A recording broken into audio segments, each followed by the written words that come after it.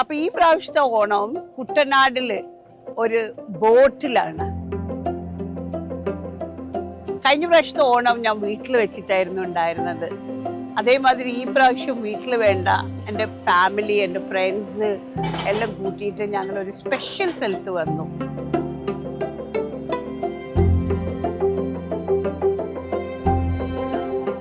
അപ്പൊ ഇപ്പൊ നമ്മളുള്ളത് കേരളത്തിന്റെ വെനിസ് എന്നറിയപ്പെടുന്ന ആലപ്പുഴയിലാണ്. അപ്പോൾ ഈ തവണത്തെ ഓണം ആലപ്പുഴയിലുള്ള ഒരു 150 വർഷം പഴക്കമുള്ള ഒരു വീട്, അതിൻ്റെ മുന്നിലുള്ള ഒരു ഹൗസ് ബോട്ട്, അതിൻ്റെ ഒക്കെ അപ്പുറം ആ ഹൗസ് ബോട്ടിൽ ഒരു ഓണസദ്യ കുടുംബത്തോടൊപ്പം.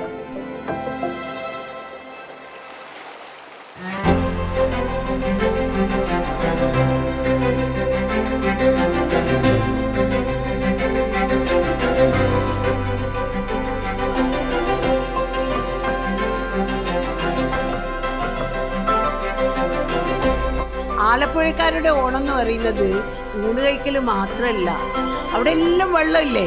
അപ്പോൾ ഓണം ഉണ്ണലും വെള്ളം കളിയും ഒരു സെലിബ്രേഷനാണ് ആലപ്പുഴയുടെ ഓണം.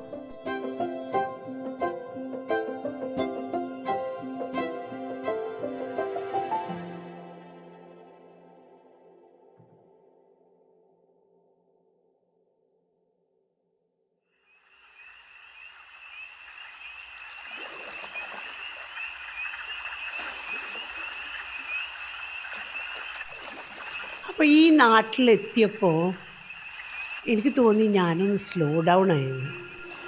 പുറത്തേക്ക് നോക്കിയപ്പോൾ ആ വെളിച്ചം അതിൻ്റെ കണക്കിനേ വരുന്നുള്ളൂ. തോണിക്കാരൻ മീൻ പിടിക്കാൻ വെള്ളത്തിൽ ചൂണ്ടയിട്ടിരിക്കുന്നു. ഒരുപാട് ശബ്ദം ഉണ്ടെങ്കിൽ മീൻ വരില്ലല്ലോ. ഒരു സ്ലോ ഗോയിങ് ലൈഫ്. ദിവസത്തിന് ഒരുപാട് നീളമുള്ള മാതിരി തോന്നി.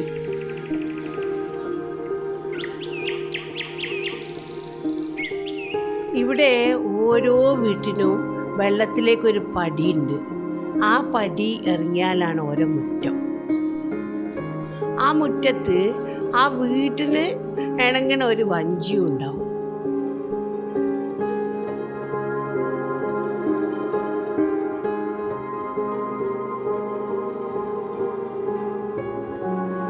Hello, Andy. Hi. Oh. This is our office. Spice roots, Yeah, this is our old family house. It's how- more than 150-year-old house. എത്ര? 150. Wow. Yeah. My father had not born and brought up here. Even my brother was born here. For 1 year, he went to the school in this From village. here? Yeah. So how do you go to school? There By are roads? motorboats.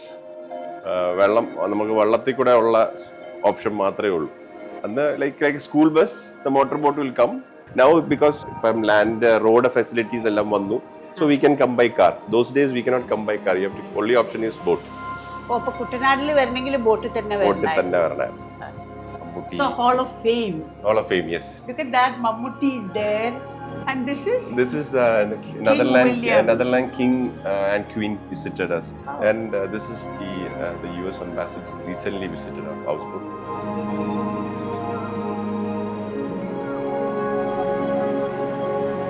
അപ്പൊ ഇന്ന് ശരിക്കും വള്ളംകളിയല്ല. Trial. ഇപ്പൊ ആൾക്കാരൊക്കെ വന്നിരിക്കുന്ന trials കാണാൻ വന്നിരിക്കുന്ന ആൾക്കാരാണ്. ഇപ്പൊ തൃശ്ശൂർകാർക്ക് തൃശ്ശൂർ പൂരം എന്ന് പറഞ്ഞ പോലെ ആലപ്പുഴക്കാരുടെ ഒരു ആവേശമാണ് വള്ളംകളി. Nehru trophy boat race the Olympics of വള്ളംകളി.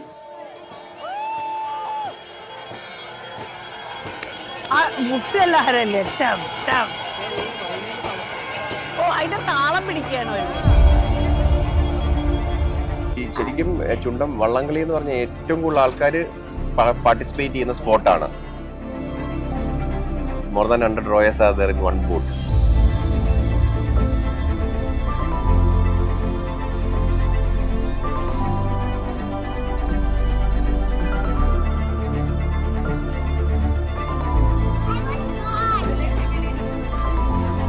വെള്ളം ഇങ്ങനെ കണ്ടപ്പോഴേ കുറെ ആള് നിന്നിട്ട് ഇങ്ങനെ തൊഴിയുന്നുണ്ട്, കുറെ ആള് ഇരുന്ന് തൊഴിയുന്നുണ്ട്. എന്താ അതിന്റെ എക്സാക്ട്? ആക്ച്വലി വള്ളത്തിന്റെ ഫ്രണ്ടിലിരിക്കുന്ന ഒന്നാം തുഴക്കാരെന്ന് പറയും. The first one to put the rope. ആ തുഴ ഇടുന്നതിന്റെ താളത്തിലാണ് എല്ലാവരും ഇടുന്നത്. അങ്ങനെ ഒരു 7 പേര് ഫ്രണ്ടിൽ കാണും, 5-7 പേര് കാണും. അത് കഴിഞ്ഞാൽ പിന്നെ 2 പേര് 2 വെച്ചാൽ, so 1 on the left and 1 on the right. Then comes the center part. അവിടെ ആണ് strongest people sits. So they are the more powerful guys. പിന്നെ then till the കൊമ്പ്. അപ്പൊ കൊമ്പിന്റെ അവിടെ പങ്കായക്കാരുണ്ട്. അവർ 5 പേരാണ് actually the radar as well as the power, main power. So they tend to circle it and row. That gives more pressure. ഇതിനകത്ത് track ഉണ്ട്, അപ്പൊ ട്രാക്കിൽ നിന്ന് വിട്ടു പോകാൻ പാടില്ല. അപ്പൊ അത് 2 പേര് കൺട്രോൾ ചെയ്തിട്ട് ആ കൺട്രോളിങ് ഫുൾ സ്റ്റഡി ആയെന്ന് അറിയുമ്പോഴാണ് ദേ സ്റ്റാർട്ട് ഡൂയിങ് ഇറ്റ്.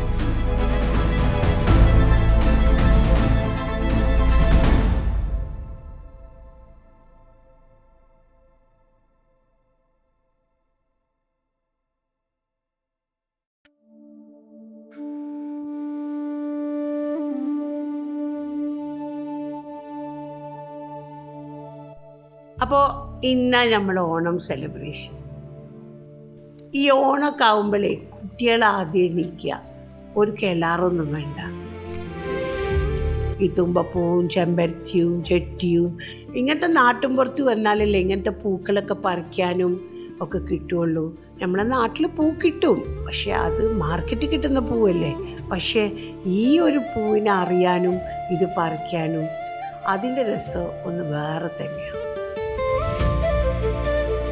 മകള് ഫാത്തിമക്ക് ഈ ഡെക്കോറെല്ലാം ഭയങ്കര ഇഷ്ടമാണ്. അവൾ എവിടെ നിന്നൊക്കെയോ കുറേ ആൻറ്റിക്ക് പാത്രങ്ങളും കുറേ പനൻ്റെ ഓലയും പൂക്കളും ഒക്കെ കൊണ്ടുവന്ന് എന്നിട്ട് അതെല്ലാം ഓരോ സ്ഥലത്ത് കൊണ്ടുവയ്ക്കും. ഫുഡിൻ്റെ കാര്യങ്ങൾ നോക്കാൻ ഐഷിയും നഫീസി ഉണ്ടായി.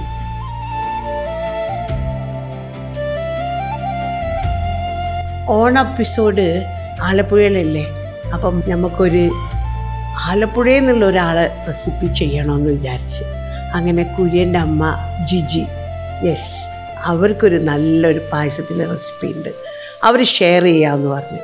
അങ്ങനെ ഞങ്ങൾ 2 പേരും കൂടി ആ റെസിപ്പി നിങ്ങൾക്ക് വേണ്ടി ചെയ്യാം.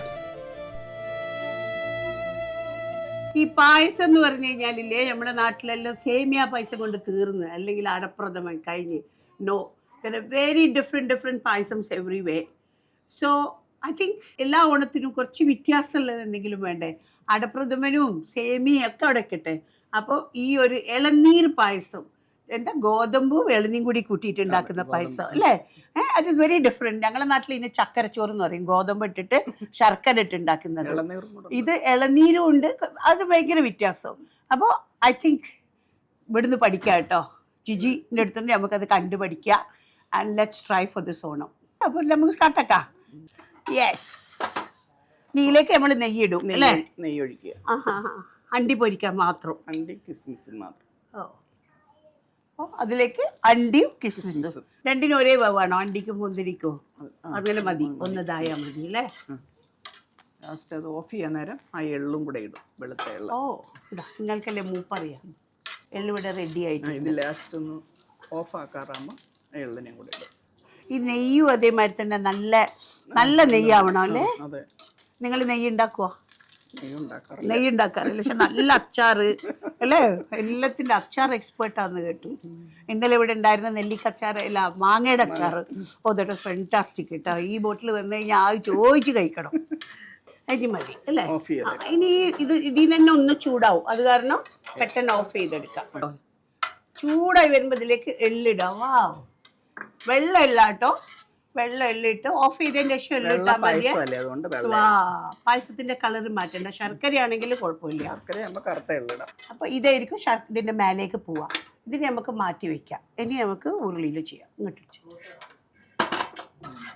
അത്യാവശ്യം നെയ്യുണ്ട് കേട്ടോ. പായസമെല്ലാം ടേസ്റ്റ് വേണമെങ്കിൽ നെയ്യും പഞ്ചസാരയെല്ലാം വേണം. കഴിക്കുമ്പോൾ നന്നായി കഴിക്കണം അല്ലേ, എല്ലാം കഴിക്കണ്ട. ഇത് എന്താ ഗോതമ്പോ, നുറുക്ക് ഗോതമ്പ അല്ലേ? ഓ, ഉപ്പുമാവെല്ലാം ഉണ്ടാക്കുന്ന നുറുക്ക് ഗോതമ്പാട്ടോ ഇത്. ഇതെന്ത് ചെയ്തത്? അത് വേവിച്ചെടുത്തതാ. എത്ര ഒരു കപ്പ് ഉണ്ടാവുക? ഒരു കപ്പ് ഒരു കുക്കറിലിട്ട് ഒരു വിസില്. അതൊന്ന് നെയ്യിൽ വറുത്തെടുക്കാൻ. ഒന്ന് കുലിയ. ഞാനൊന്ന് ഇങ്ങോട്ട് പോയി ഇങ്ങോട്ട് വന്നു, ഞാനൊന്ന് പഠിച്ചു. അപ്പോൾ ഗോതമ്പൊന്നും ഇങ്ങനെ വയറ്റി വരുന്ന സമയത്ത് അതിലേക്ക് ഇളന്നി അല്ലേ, ഇളന്നി അല്ലത് കുറച്ച് മൂപ്പുള്ള ഇളന്നി കേട്ടോ, വല്ലാണ്ട് സോഫ്റ്റ് ആയിട്ടുള്ള ഇളന്നിയല്ല, നല്ല ചെറുതായിട്ട് മുറിച്ചെടുത്തിട്ടുണ്ട്. ഇളയ ഇളന്നിയാവുമ്പോൾ അത് ക്രഷായി പോകും, കുറച്ചൊരു മൂപ്പുള്ളതായിരിക്കും ആ ബൈറ്റ്, കുറച്ച് ക്രഷ് ചെയ്തതുകൊണ്ടാ. ഓക്കെ, ഹാഫ് ആൻഡ് ഹാഫ് എടുക്കാം അല്ലേ, കുറച്ച് ക്രഷ് എടുക്കുക, കുറച്ച് കഷ്ണം എടുക്കുക, എന്നാൽ ആ അണ്ടി പോലെ കടിക്കാനും ഉണ്ടാവും, അതേ സമയത്ത് അതിന്റെ ഇടയിൽ ആ പാലിൽ മിക്സ് ആവാനുള്ള ഇളന്നി വേറെ ഉണ്ടാവും. I think put a hole thing. Okay, എത്ര ഇളന്നി ഉണ്ട് ഇതിപ്പോ? 2 ഇളന്നി ഉണ്ടെന്ന് തോന്നുന്നല്ലേ. ഒരിളന്നി ചോപ്പ് ചെയ്യാനും ഒരിളന്നി നല്ലോണം ഉണ്ടാവാനും. Oh, so creative. ഞാൻ കഴിച്ചിട്ടില്ല കേട്ടോ ഇത് എവിടുന്നു. This is something very new for me. Milk ഒഴിക്കാം. ഇത് പിന്നെ ചൂടല്ലല്ലോ, സാധാ പാലല്ലേ? സാധാ പാല്. എത്ര ഉണ്ട് അത്? ഏകദേശം 1 ലിറ്റർ ഉണ്ടാ? 1 ലിറ്റർ. 1 കപ്പ് ഗോതമ്പും ഇളനീര് 2 എണ്ണം, ഒന്ന് കുറച്ച് മൂപ്പുള്ളത്, ഒന്ന് ഇളയത്. ഇളനീര് നല്ലോണം പേസ്റ്റ് പോലെ ആക്കി, because I wanted to blend it into the milk. And second elaneer was cut into small pieces so they get a bite. അപ്പോൾ അതിലേക്ക് പാലൊഴിച്ച്. ഇതെന്താ? സാബുനരി. നിങ്ങൾ എന്താ പറയാ?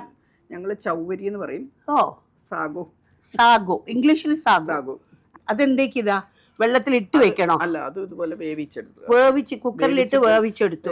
എത്ര വിസിൽ വേണോ? കുക്കറിലല്ല, വെള്ളത്തിൽ വേവിച്ചത് അതിന്റെ വെള്ളം കളഞ്ഞു, അരിച്ചെടുത്തു. ഓ, ശരി. അപ്പൊ അതിങ്ങനെ ബോൾ പോലെ കടിക്കണോ അല്ലേ? പശ പോലെ ആയി പോവരുത്. അത് വേവിക്കുമ്പോ പ്രത്യേകം ശ്രദ്ധിക്കണം കേട്ടോ, അത് പശ പോലെ ആയി പോവരുത്. ഇൻഡിവിജ്വൽ ബോൾ പോലെ വരണം പാലിലിടുന്ന സമയത്ത്. ഞങ്ങൾ ഈ സത്യമരയുടെ ഈ ബോട്ടിലായിട്ട് ഉണ്ടാക്കുന്നത് ഞങ്ങൾ ഇടയ്ക്ക് ഇങ്ങനെ ഇങ്ങോട്ടൊക്കെ പോകുന്നുണ്ട്. തിളച്ച് കഴിയുമ്പോൾ പഞ്ചസാര ഇടാം. തിളച്ചിട്ട് ഇട്ടാൽ മതി പഞ്ചസാര. അതിന്റെ കൂടെ കുറച്ച് കണ്ടൻസ് മിൽക്ക് ഒഴിക്കുക. പഞ്ചസാര ഇട്ട് കഴിയുമ്പോൾ ബദാം മിൽക്ക് കൂടെ ഉണ്ട്. ബദാമും അത് ഈ കൂടെ തന്നെ ഇടാം. ഇതെന്താ എന്ത് ചെയ്തതാ? ബദാം സോക്ക് ചെയ്ത് തോല് കളഞ്ഞിട്ട് പേസ്റ്റ് ആക്കി പാലിന്റെ അടുത്ത് അരച്ചെടുത്തു. പക്ഷെ നല്ലോണം പേസ്റ്റ് അരഞ്ഞിട്ടില്ലെങ്കിൽ തൊണ്ടക്ക് പിടിക്കും കേട്ടോ. റവ തരി പോലെ ഉണ്ടാവരുത്, നല്ലോണം അരയണം എന്നുള്ളത് നിർബന്ധ. അത് കുക്കൊന്നും ചെയ്യുന്നില്ലല്ലോ, പച്ചയിൽ അരയ്ക്കുന്നല്ലോ. ഇതിലാകുമ്പോ കുക്കാവുമ്പോ കുഴപ്പമില്ല. നല്ല ഉരുളിയിലായിട്ട് ഉണ്ടാക്കുന്നത്. ഇതിന്റെ ഹീറ്റ് കൺസിസ്റ്റൻസി ഭയങ്കര ഹെൽപ്ഫുൾ ആണ് ഉരുളിയിൽ പായസം ഉണ്ടാക്കുമ്പോൾ. ഇപ്പത്തെ കുട്ടികൾക്കൊന്നും ഇതിനെപ്പറ്റി അറിയില്ല, ഇതിന്റെ വാല്യൂ. വലുതെല്ലാം കൊടുത്ത് ചെറുതാക്കി. വലുതെല്ലാം ഇപ്പൊ പൂവിടാനായി പോയി. ഇപ്പൊ അതില് സെലിബ്രേഷനിലുള്ള ഡെക്കറേഷൻ ആയി. ഇനി പഞ്ചസാരയോ? ഇല്ല. മധുരം എന്തായാലും നോക്കിയിടണം, ബിക്കോസ് ഞങ്ങളുടെ അടുത്ത് ഒരു മധുരവും കൂടി ഉണ്ട്, ദാറ്റ് ഈസ് കണ്ടൻസ് മിൽക്ക്. അപ്പൊ ആ കണ്ടൻസ് മിൽക്കിന്റെ പ്രൊപ്പോർഷൻ ചെക്ക് ചെയ്തിട്ട് വേണം ഇടാൻ. ഞങ്ങൾക്ക് ഓണത്തിന് പായസം എന്ന് പറഞ്ഞാൽ ഞങ്ങൾക്ക് അടപ്രഥമൻ അടുത്ത വീട്ടിൽ നിന്ന് കിട്ടുന്ന പായസമേ ഉള്ളൂ. ഏത് നമ്മളെ നെയ്ബർഹുഡിൽ നിന്നാണ് ഞങ്ങളെ ഓണം സദ്യ അല്ലെങ്കിൽ ഞങ്ങളെ പായസമൊക്കെ കിട്ടുക. അപ്പം പായസം ഞങ്ങൾക്കൊരു ശീലമല്ല. അപ്പോൾ we love to go for a wedding or we love to go for a Onam celebration, ആ ഭക്ഷണം കഴിക്കാൻ. ഇപ്പം എൻ്റെ വീട്ടിൽ വന്നാൽ നിങ്ങൾക്ക് കിട്ടുക ചക്കരച്ചോറോ അല്ലെങ്കിൽ മുട്ടമാലയോ അല്ലെങ്കിൽ ബിരിയാണിയോ. ഈ ബോട്ടിൽ പോകുമ്പോൾ കാർഡമൺ ഇല്ലാണ്ട് പറ്റില്ല. അപ്പൊ the boat is also called cardamom and the payasam is also going to be a little bit of dash of cardamom flavor. ഇത് തിളച്ചു. ഇനി കണ്ടൻസ് മിൽക്ക് ഒഴിക്കുവാണേ. ഈ വീട്ടമ്മമാരാകുമ്പോൾ വേസ്റ്റ് ആക്കൂല, അത് വലിയ ടെൻഷനാണ് അതിൽ ബാക്കി വരുന്നത്. കൈ പൊള്ളിയാലും വേണ്ടിയില്ല. മണം വരുന്നുണ്ട്. ഇനി ഇതിടുമ്പോഴായിരിക്കും ഒറിജിനൽ മണം വരിക. എത്ര ഏലക്ക വേണ്ടി വരും പൊടിച്ചിടുമ്പോൾ? ഒരു 3 ഏലക്കായി പൊടിച്ചത് മതിയോ? 4 ഏലക്കായി പൊടിച്ചത്. ഏലക്കായി പൊടിക്കുമ്പോൾ 4 എണ്ണമായിട്ട് പൊടിക്കാൻ പറ്റില്ല. അപ്പോൾ may be spoon full of the powder. ഏലക്ക പൊടിക്കുമ്പോൾ കുറച്ച് പഞ്ചസാര കൂട്ടി പൊടിക്കുക, എന്നാലേ ഇങ്ങനെ പൊടിഞ്ഞു കിട്ടുള്ളൂ. കണ്ടൻസ് മിൽക്ക് കൂടെ ഒഴിച്ച് ഞാൻ ടേസ്റ്റ് ഒന്ന് നോക്കുക. ഗുഡ്. കുറച്ച് ഏലക്കയുടെ ചുവയും കൂടെ. ഇതൊക്കെ ഇല്ലേ, ഇത്ര സ്പൂൺ ഇട്, ഇത്ര ഏലക്കായി ഇടുന്ന് കറക്റ്റായിട്ട് പറയാൻ പറ്റില്ല. Depends on your liking of the flavour to adjust.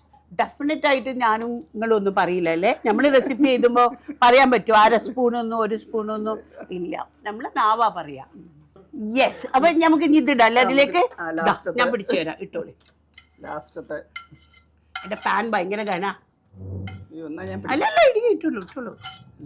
നല്ല ഘനം വേണം, നല്ല ഇതിന്റെ ടേസ്റ്റ് ഉണ്ടാവും. കുറച്ച് അതെടുത്തിലേക്ക് ഒഴിക്കുന്നോ? ഒഴിക്കാം. ബോട്ട് നീങ്ങുന്നുണ്ട്.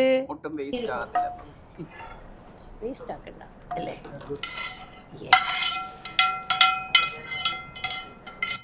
ഞാൻ ആദ്യം കഴിച്ചു നോക്കട്ടെ, ആർക്ക് തരുന്നതിൻ്റെ മുന്നേ.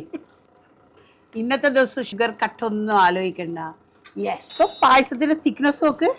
ആ ഗോതമ്പും ടെൻഡർ കോക്കനട്ട്, സാബൂനരി, നിങ്ങളെന്താ പറയുക അതിന്? ചൗവരി എല്ലാം ഇട്ട് അല്ല കലക്കൻ പായസം. Let's see how it is.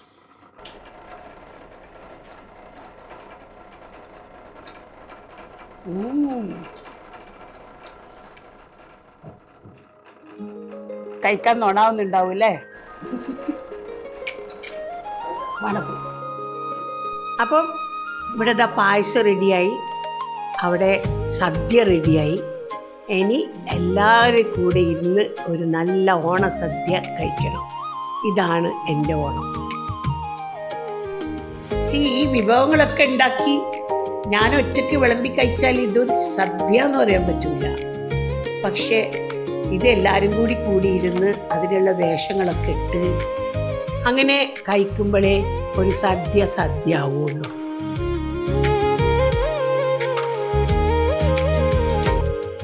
എനിക്ക് തോന്നുന്നു ഈ ഉത്സവങ്ങളും ആഘോഷങ്ങളും ഒക്കെ ഉണ്ടാക്കിയത് തന്നെ ഈ ഒത്തുചേരലിന് വേണ്ടിയിട്ടാണ്.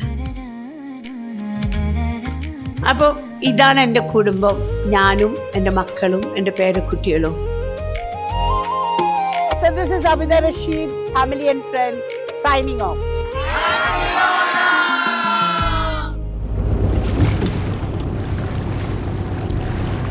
ഞാൻ എൻ്റെ കുട്ടിക്കാലം ആലോചിക്കുമ്പോഴേ എനിക്ക് പലതുണ്ട് ഓർക്കാൻ.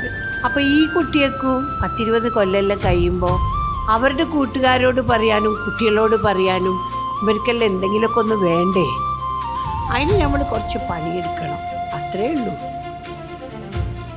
ഈ ബോട്ട് അങ്ങോട്ട് സ്റ്റാർട്ടായിപ്പോളേ അതിൻ്റെ ജനാലിൽ കൂടെ ഇങ്ങനെ നോക്കിയിരിക്കാൻ ഭയങ്കര രസമാണ്. നമ്മൾ വീട്ടിൽ നിന്ന് ജനൽ തുറന്ന് നോക്കിയിരുന്നാൽ ഒരേ കാഴ്ചയല്ലേ കാണുള്ളൂ. പക്ഷെ ബോട്ടിൻ്റെ ജനാലിൽ കൂടെ ഇങ്ങനെ നോക്കുമ്പോൾ പല പല കാഴ്ചകൾ, ഒരുപാട് നെല്ലിൻ്റെ പാടങ്ങൾ, വേറെ ബോട്ടുകൾ, വഞ്ചികൾ, മീൻ പിടിക്കാൻ പോണ ആൾക്കാർ, ഈ കാഴ്ചകളെല്ലാം ഇങ്ങനെ വ്യത്യാസ കാഴ്ചകളും കണ്ടിട്ടാണ് ഈ ബോട്ട് ഇങ്ങനെ നീങ്ങിപ്പോകുന്നത്.